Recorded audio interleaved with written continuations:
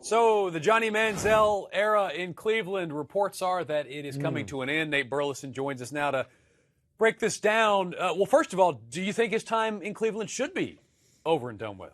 Yeah, sometimes you get in a relationship and you realize right out the gate that you're just not meant to be in a relationship with that person. And in this situation, it's Johnny Manziel. I don't think the marriage between Manziel and the Cleveland Browns was a good fit. And I said it weeks ago that he's going to play again, he's going to start again, but it's going to be in a different jersey. He showed enough towards the end of the season to kind of earn the respect back from fans, from myself, a former player. I understand kind of being a rookie and having those early mistakes on and off the field, and I believe he understands that now. So the marriage, yeah, it's over. It's a wrap, and he should end up somewhere else and really have a chance to prove himself. Well, that begs the question then, where else could he end up? You've listed three spots that could be good landing spots for him. The first one is one that people have talked about a lot because Jerry Jones has been very public about how much he appreciates Johnny Manziel's game. It's with the Dallas Cowboys. You know, I can talk about, Romo being older, turning 36 in April, and everybody understanding that there was a carousel of quarterbacks once Romo went down. But I kind of want to touch on what you just hit on. You said that Jerry Jones is very public about wanting Manziel. One, Manziel having Texas roots. Okay, we get that. Yep. But let's just talk about what's real, which is marketing. So if you have Johnny Manziel in a Dallas Cowboys jersey, being able to sell that jersey, being able to put butts in those seats, and then having somebody that can follow up after Romo, and he's not going to play right now, so really he could sit back, watch a guy that now people have ultimate respect for, which is Romo. We know he's a tough guy and he can make plays. I think that would be a good situation for him. The second situation you listed would have made a lot of sense about a month ago with Chip Kelly as the head coach, and that's with the Philadelphia Eagles, just because Chip, as we know, likes to think outside the box. Now, though, Chip's gone. Question marks. Yeah, it's hashtag chips and dip. So without Chip being there, we're probably saying, Nate, well, why would Johnny want to go there?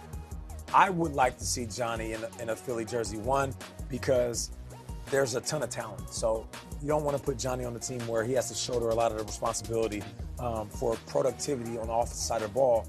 But two, I would like to see Johnny in a really hardcore city. I'm talking about, it's Philly. It's brotherly love, but like I know, they're very critical. And I think Johnny needs to be in a place. Him up. He needs to be in a place where a city holds him accountable. And he feels like that he has to really abide by the laws of the land. And in Philly, it's blue collar. Go out there and produce. Shut up. Well, don't do anything off the field. Just make plays for us. And I feel like it's a good place for him. That brings us to the number one spot you thought he could land. Talk about a team holding him accountable. A little surprising to see you pick Seattle. So when Johnny first came out, they said, well, is Johnny the type of guy that can make it in the league? I said, well, he's athletic. He's undersized, which those two things like right that there, guy throwing the football. They remind me of Russell Wilson, right? But what separates them, Russell is like the poster child of just goodness. I mean, just, if you look at great guy in the dictionary, it's going to be a picture of him. But not only that, he's extremely intelligent, one of the more cerebral quarterbacks in the league. So the reason I'm picking Seattle is Johnny can sit back and watch a guy and learn from a guy and take the blueprint of how you should act in this league. My son's 11. I got another son that's 9. Yeah. They play football.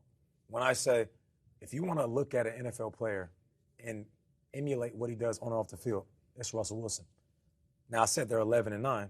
Johnny's a grown man, but still, for some grown men, you need to sit back, watch a guy who's doing it right, and then try to figure out your path from there. So along with, learning from Russell, I think he can really grow as a professional athlete. No matter what, it's going to be interesting to see where he lands up. Of course, fans can keep tabs on that by keeping it at NFL Now or visiting NFL.com. Or you can weigh in on Twitter. Let us know where you would like to see Johnny Manziel end up, or let us know what you think of Nate's hat. Hit us up at NFL Now.